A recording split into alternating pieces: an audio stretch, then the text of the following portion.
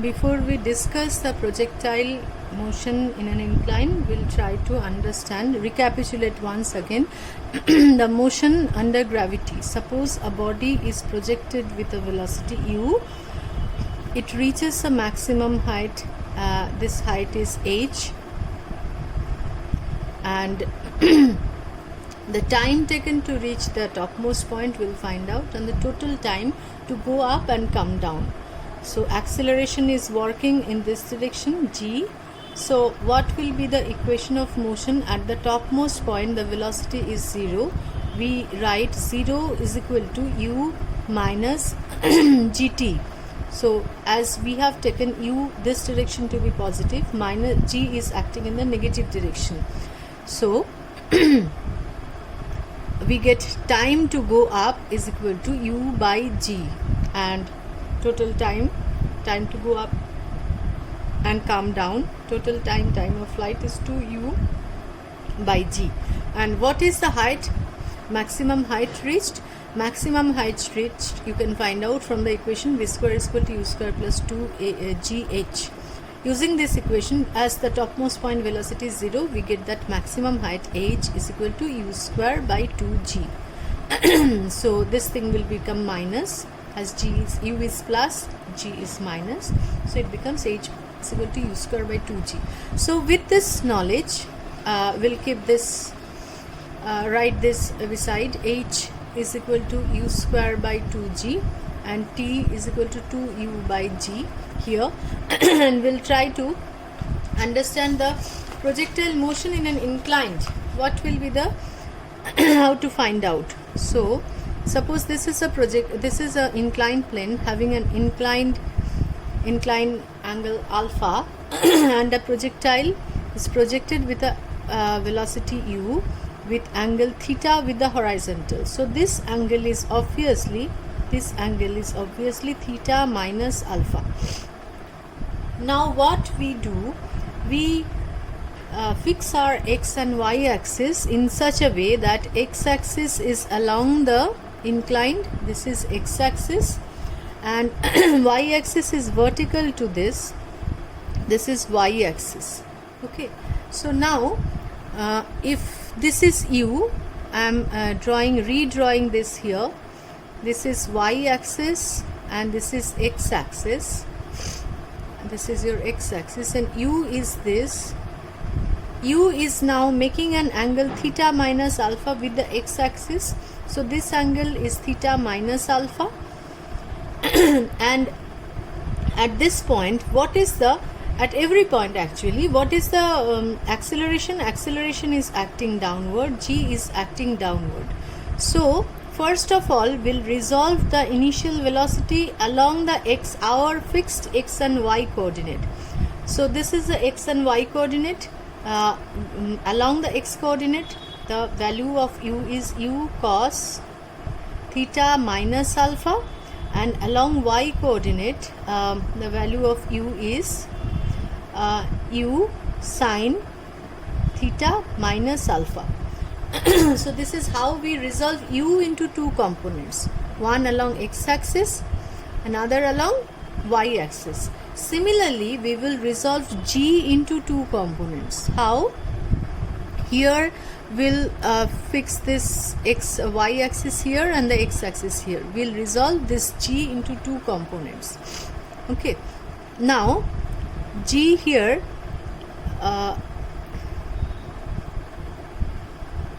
this is our y coordinate and this is our x coordinate. We are resolving g. If this is angle alpha, this angle will also be alpha. From the geometry you can find out that.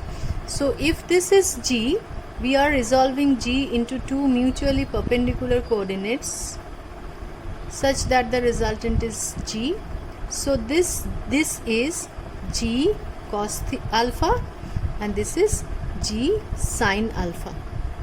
So we have resolved u into two components along our fixed x axis, u cos theta minus alpha, u sin theta minus alpha, and we have resolved this perpendicular g into two components. One along y axis is g cos alpha, along x axis is g sin alpha. and the projectile moves like this. There are 4 things that we will find out. First of all, we'll find out the time of flight. Secondly, we'll find out the maximum distance from the inclined plane of the projectile, that is the height. Number 3, we'll find out the expression for range, and number 4, the angle and the maximum value of range and the angle at which the range is maximum. These are the 4 parameters that we are going to find out. Okay, for that we will tabulate the data for x-axis and y-axis separately. So what is the value of velocity along x-axis and y-axis? So for x-axis we have the velocity here, u cos alpha. Initial velocity along x-axis is u cos theta minus alpha. What is the velocity? This is in this direction. We have taken this direction to be positive, and g sine alpha is acting in the opposite direction. So this is actually retardation. So the acceleration along y-axis is g minus g sine alpha. So this is for x-axis. And what about y-axis? Y-axis initial velocity uy, this is x, this is uy, is u sine theta minus alpha. Okay, this is u sine theta minus alpha. And what is this direction we have taken positive, so g cos alpha is negative, so ay is minus g cos alpha. Okay, now we'll try to understand. We'll use that same equation of motion like we have discussed for the vertical motion to find out the time of flight. Now I'm erasing this thing, and we'll try to understand the equation motion of the projectile in a simple way. So this is, once again I'm redrawing this inclined here, which is at an angle theta alpha, sorry, the angle of inclined is alpha, and this is our y-axis and this is x-axis, and the projectile is moving like this. Now if we'll try to find out this, we'll resolve this motion into 2 components along x-axis and along y-axis. So the projection of this motion along y-axis, suppose there's a parallel beam of light along this direction of motion, and it falls, and how we see the motion along y-axis, as if the body is moving up and coming down. So we need to find out the time to go up and time to come down. So as we know, the time of flight in case of the motion under gravity, simple motion under gravity, time is equal to 2u by g. That was our equation. Here along y-axis we are finding out the time to go up and time to come down. Only y-axis is enough to find out the time of flight. If we study the y-axis only, it's enough. So this time of flight is for the y-axis, the u is this, so putting the value we get 2u sine theta minus alpha by the acceleration here. That was the original expression when it was going on up and coming down. So here it will be g cos alpha. So this is the expression for time of flight. Okay, now what will be the maximum height reached? What was the formula for maximum height reached? Maximum height reached was given by h is equal to u square by 2g. Here also we'll consider only the y-axis, the motion along the y-axis, to find out the maximum height reached or the maximum distance from the inclined. So h will replace this u by uy, and g by this ay, acceleration along y-axis, will get u square sine square theta minus alpha by 2 into g cos alpha. Okay, so this is the height, maximum height attained. Now we have our time of flight and maximum height attained, the two parts. Then we'll move on to the range of the projectile. Range means distance travel along y-axis. For that we need these two parameters along x-axis.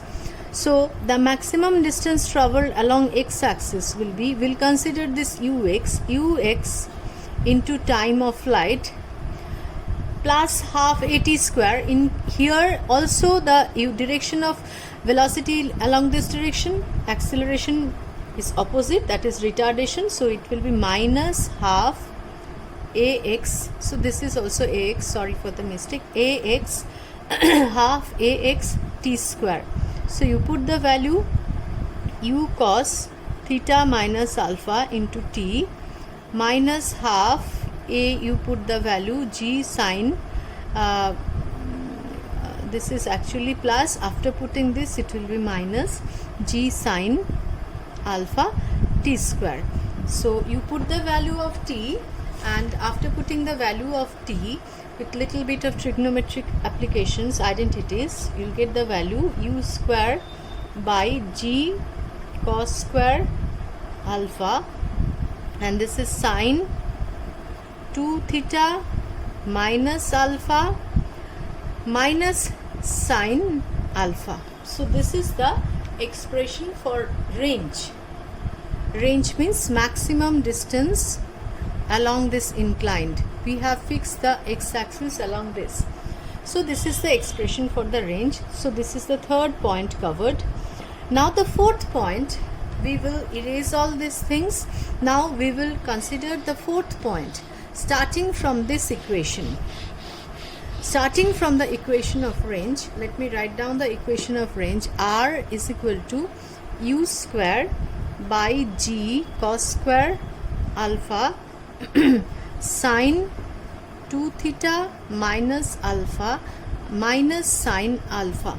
Okay, now here you can see that for a given inclined, this alpha is constant, and for a given projectile u is also constant. For a given u, we need to find out the range. So which parameter we can vary? We can vary this theta. Theta means the angle of this projectile with the horizontal. So this is the only variable here by varying which we can find out the range maximum. Okay, so for which value of this the range will be maximum? If this value, if this sine 2 theta minus alpha is maximum, then range will be maximum. Otherwise all these parameters are fixed, we cannot vary. So if this is maximum, range will be maximum. What is the maximum value of this sine 2 theta minus alpha?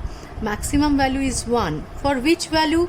2 theta minus alpha is equal to pi by 2 when it's 90 degree. So we get theta is equal to pi by 4 plus alpha by 2. For this value range is maximum. Now what will be the maximum value of range? So here sine 2 theta, for range maximum, this whole thing becomes 1. So we need to simplify the equation to find out the maximum range. So this whole thing becomes, when r is maximum, u square by g cos square alpha 1 minus sine alpha. Okay, now this cos square alpha means u square by g 1 minus sine square alpha, and this is 1 minus sine alpha. So 1 minus sine square alpha is 1 plus sine alpha, 1 minus sine alpha. This 1 minus sine alpha cancels out from here, and we get 1 plus sine alpha. This is algebraic identity we have used. So maximum range have this value. Okay, so we found out all the parameters. Now next question comes, if the projectile is projected in a different way. The second choice here is, suppose we have the inclined like this, this is alpha, and projectile is projected at an angle theta with the horizontal. If this is alpha, this is also alpha, and this velocity is u. Then what do we get? For in this case, g is acting downward here in this direction. Here, whatever derivations we have done in the previous part, you have to simply put in each and every case where you're getting alpha or minus alpha, you have to substitute alpha plus alpha with minus alpha, and you will get the answer. And for the range, maximum range, you will get a value of r is equal to u square g cos square alpha sine 2 theta plus alpha, then plus sine theta, sine alpha. Here also it will be plus sine alpha. And for what value of theta the range will be maximum? Here 2 theta plus alpha has to be 90 degree, because again this is fixed. So the value of theta, again we are getting pi by 4 minus alpha by 2, and the range max with this one is plus 1. For range maximum, for maximum range, this thing is 1 plus sine alpha, and cos square alpha you resolve into 1 minus sine square alpha. So little bit of trigonometric application, we get range, maximum range is equal to u square by g 1 minus sine alpha. Okay, so that's all about projectile motion in an inclined. In the next part, we'll discuss the radius of curvature of a projectile.